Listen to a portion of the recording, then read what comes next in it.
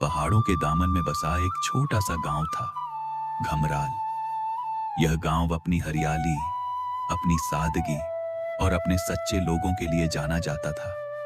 उसी गांव में रहती थी महक, एक नरम दिल और सपनों से भरी हुई लड़की। उसके चेहरे पर हमेशा एक हल्की सी मुस्कान रहती थी, जो हर देखने वाले के दिल को छू जाती थी। महक के घर के सामने रहता था काशिफ, एक किसान का बेटा जो दिन रात खेतों में मेहनत करता था, लेकिन उसके दिल में एक छुपा हुआ प्यार था। वो प्यार जो उसने कभी जुबान पर नहीं लाया। हर सुबह जब वो खेतों की ओर जाता तो महक के दरवाजे से गुजरते हुए धीरे से सलाम करता और महक शर्मा कर अपनी नजरें झुका लेती, जैसे उसके दिल की बात वो आंखों से पढ़ लेती हो। समय बीतता गया, जिंदगी अपनी रफ्तार से चलती रही। फिर एक दिन गांव में शहर का एक आदमी आया, रियाज साहब। वो सरकार की तरफ से जमीन की नाप तौल करने आए थे।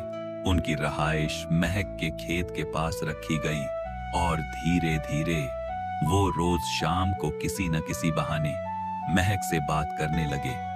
काशिफ के दिल में एक आग जल उठी। एक दिन उसने रियाज से बात की, लेकिन रियाज के लहजे में घमंड था। उसने कहा, गांव के लड़के बस खेतों के बैलों के साथ ही अच्छे लगते हैं। ये शब्द काशिफ के दिल में तीर की तरह उतर गए। वो चुपचाप गांव छोड़कर शहर चला गया। महक ने सब कुछ महसूस किया, लेकिन कुछ कहा नहीं। वो हर शाम अपने दरवाजे पर एक दिया जलाती, जैसे उम्मीद का दिया जो कभी बुझता नहीं। महीने बीत गए, साल गुजरते गए। एक दिन सूरज ढल रहा था, हवा में ठंडक थी। गांव के रास्ते पर एक अजनबी नजर आया। सफेद कुर्ता, हरा रूमाल, चेहरे पर मुस्कान, आंखों में पहचान। वो काशिफ था।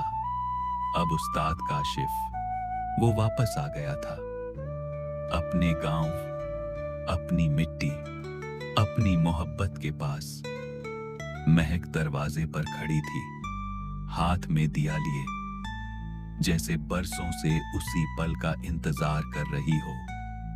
काशिफ ने धीरे से कहा, महक, गांव की शाम तो वैसी ही है। महक ने नम आंखों से मुस्कुराकर कहा,